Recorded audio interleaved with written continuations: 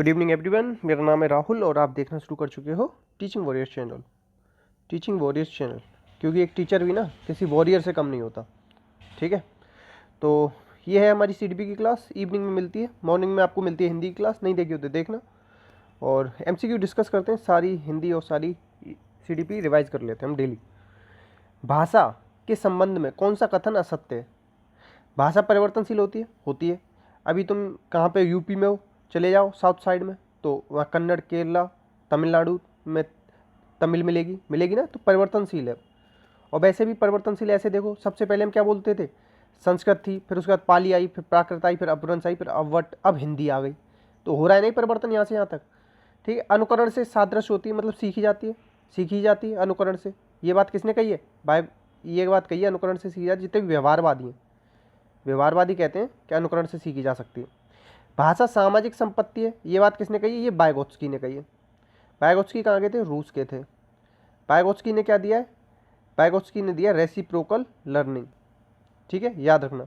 इन्होंने 4 स्टेज बताई: क्वेश्चनिंग और क्लैरिफाइंग, प्रिडिक्टिंग, समराइजिंग। ठीक है, अब एक चीज़ याद, भाषा पैतृक संपत्ति नहीं है, मतलब किसी के पिता का अधिकार नहीं है भाषा पे। ऐसा नहीं है कि पिताजी मतलब जीन से आ जाए या गुणों से आ जाए, ऐसे कुछ नहीं होता। भाषा अर्जित की जाती है। ठीक है, आंसर क्या हो जाएगा? बी। नेक्स्ट, भाषा सभी विषयों के किस में होती है? जैसे देखो, गणित पढ़ रहे हो तो भी उसमें हिंदी के शब्द लिखे होते हैं ना। और आप ऐसे देखो, विज्ञान पढ़ रहे हो तो भी उसमें भी हिंदी लिखी रहती है ना। तो ये तो पढ़ रहे हो, मगर साथ में क्या लिखी रहती है? भाषा भी लिखी रहती है। भाषा कोई भी हो सकती है, हिंदी, इंग्लिश, जिसमें भी पढ़ रहे हो। तो सभी विषयों के किस में होती है? केंद्र में होती है। क्या हो जाएगा आंसर? सी। कोई भी डाउट कुछ भी हो ना, देखो मुझे नहीं पता आप किससे पढ़ रहे हो, मगर मेरे से आप पढ़ रहे हो ना, तो अगर आपके दिमाग में पहले से कोई अलग आंसर हो और मैं कुछ बता रहा हूँ, तो आप मेरे से डायरेक्टली पूछना, मैं उसका ना तथ्य दूंगा कि क्यों बता रहा हूँ मैं। भाषा के विभिन्न कौशल, जैसे देखो ये वाला क्वेश्चन है, बहुत सारे लोगों ने इसमें क्रमिक पढ़ा होगा। क्या पढ़ा होगा? क्रमिक। और ये भी आंसर सही है, मगर ये आंसर तब तक सही था जब तक कि अगली बार क्वेश्चन इसके साथ नहीं पूछ लिया गया। मगर हम लोग जो पढ़ते हैं या जो टीचर पढ़ते हैं वो इतना पढ़ाते हैं क्वेश्चन, मगर जहाँ ये आपको एकीकृत दिख जाए ना, विभिन्न कौशल कितने होते हैं? 4 ही तो कौशल होते हैं। LSRW इंग्लिश में याद कर लो। लिसनिंग, सुनना, बोलना, राइट और रीड, पढ़ना और लिखना, ये होते हैं 4। ठीक है, अब ये क्या होते हैं? एकीकृत होते हैं। अब जैसे देखो, अगर कोई बच्चा लिख रहा है, रीडिंग मतलब पढ़ रहा है, सॉरी, अगर पढ़ रहा है तो बोल भी रहा है, सुन भी रहा है, एक साथ हो रहा है ना, तो ये सब एकीकृत होते हैं। अगर आपको एकीकृत और क्रमिक दोनों एक साथ आ जाए तो आंसर लगा के आना डी। अगर ऑप्शन में एकीकृत ना हो तो आप लगा के आएंगे सी। ठीक है, और एक और आप चीज़ सुन जाओ, मारिया मांटेसरी, ये कहाँ की थी? इटली की थी। इन्होंने क्या कहा था कि बच्चे को पढ़ना लिखाने से पहले उसे ना लिखना लिखाना चाहिए, लिखने से शुरुआत होनी चाहिए, लिखना सबसे पहले आना चाहिए मांटेसरी के अकॉर्डिंग। ठीक है, अकॉर्डिंग टू मांटेसरी कह रहा हूँ मैं, इस चीज़ को याद रखेंगे। ठीक है, आंसर क्या हो जाएगा इसका? डी। नेक्स्ट, जैसे ध्वनि है, कोई ध्वनि के विभेदीकरण के लिए, मतलब विभेदीकरण क्या? अंतर करना। क्या है इसका मतलब? अंतर करना, डिफरेंस करना साउंड्स में। ठीक है, तो ये भाषा कौशल का प्रयोग होगा। मतलब अगर तुम किसी की आवाज़ में अंतर कर रहे हो या किसी शब्दों में अंतर कर रहे हो, तो ये कौन से भाषा कौशल का प्रयोग? तो ये होगा सुनने का। सुन के ही तो अंतर करोगे। अभी जैसे बहुत सारे लोग बोलते हैं तो आप अंतर बता देते हो ना कि ये इसकी आवाज़ है, ये इसकी आवाज़ है, इस तरीके से भी समझ सकते हो। तो आंसर क्या हो जाएगा? बी। नेक्स्ट, देखो भाषा सीखने का व्यवहारवादी, मैंने कहा था ना व्यवहारवादी, ऊपर समझा रहा था ना, तो व्यवहारवादी किस पे बल देते हैं? अगर थोड़ा भी दिमाग से और ध्यान से देखोगे ना वीडियो, तो पिछले ही क्वेश्चन में मैं आंसर दे चुका होता हूँ। देखो व्यवहारवादी कौन थे, पहले तो ये बता दूं, वाटसन, इनका बेटा था अल्बर्ट, उस पर प्रयोग किए थे इन्होंने। ठीक है, अब जो ये करते हैं ना, ये लोग कहते हैं अनुकरण पे। अब देखो, जैसे वाटसन ने कहा था कि मुझे मतलब 1 दर्जन बच्चे दे दो, मतलब बहुत सारे बच्चे दे दो, मैं उन्हें चोर, डाकू, पुलिस कुछ भी बना दूंगा। तो ये सब किस पे बात है कि तुम किस एनवायरनमेंट में रहते हो, कैसे लोगों का अनुकरण कर रहे हो, तो इस चीज़ पे बल देते हैं। ठीक है, और रचनात्मकता किससे रिलेटेड है? क्रिएटिविटी से। और रचनात्मकता जो करता है ना, वो अपसारी चिंतन करता है। ये क्वेश्चन बहुत पूछा जाता है कि वो अपसारी करता है या अभिसारी।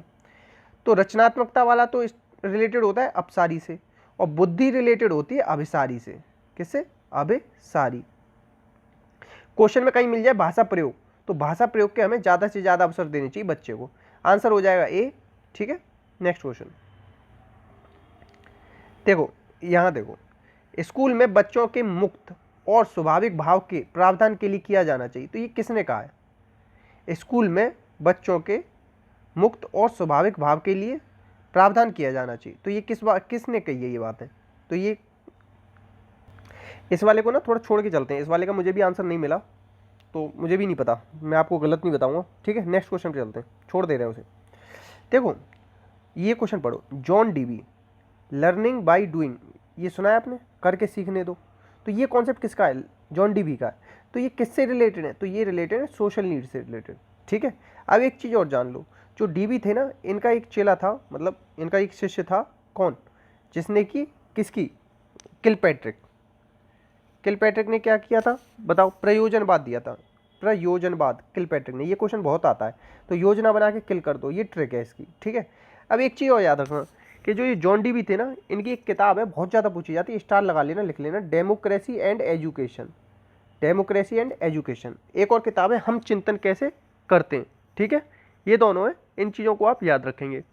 और अगर पूछ ले कि तर्क शक्ति के आधार पर कितने सोपान दिए थे, तो तर्क शक्ति के आधार पर जॉन डीवी ने, डीवी ऐसे लिखते हैं ना, तो एस बनाते हैं, तो ये पाँच तर्क के कितने दिए थे सोपान तर्क के आधार पर? जॉन डीवी ने 5, ठीक है। आंसर हो जाएगा ए।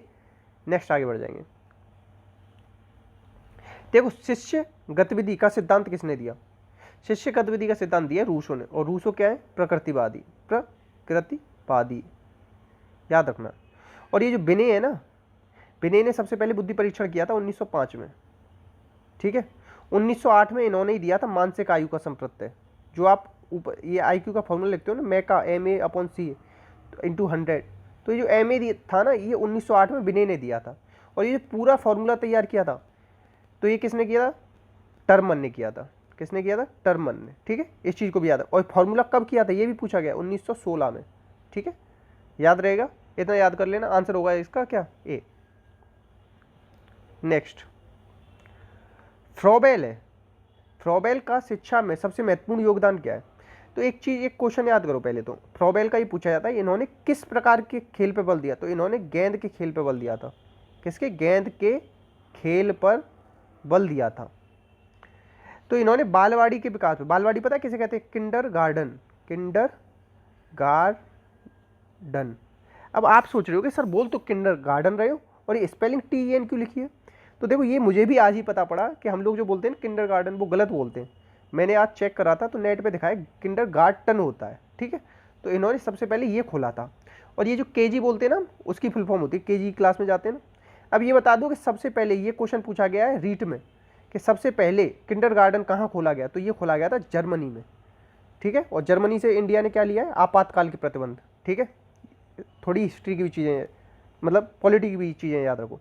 तो किंडर गार्डन सबसे पहले खुला जर्मनी में। तो जर्मनी में खुला, तो फ्रॉबेल कहाँ के होंगे? जर्मनी के। पूछा जा सकता है, पियाजे के बारे में पूछता है, स्विट्जरलैंड के थे वो, ठीक है।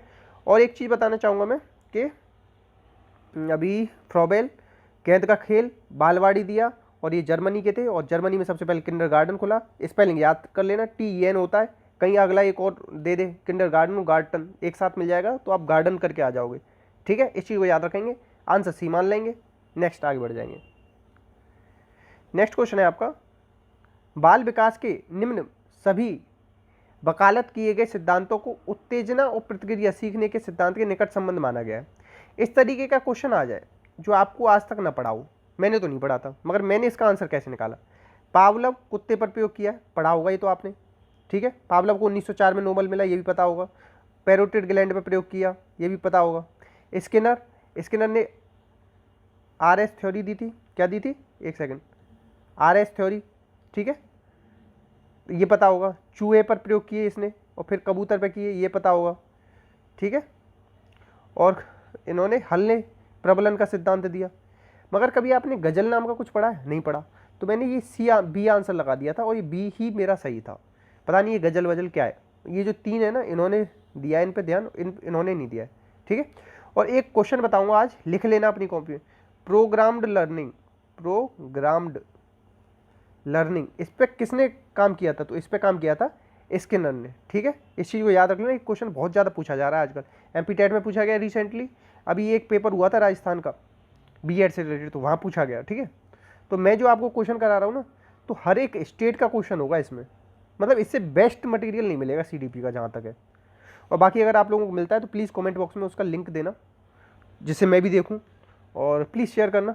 आज 10 क्वेश्चन थे बस, ठीक है। अगर आप चाहते हो कि ज़्यादा से ज़्यादा क्वेश्चन लाऊं तो बताना कमेंट बॉक्स में कि कितने क्वेश्चन आप एक दिन में करना चाहते हो, मतलब कितना डाइजेस्ट कर सकते हो, उतने क्वेश्चन लेके आऊँगा। और बताना क्या बदलाव करूँ।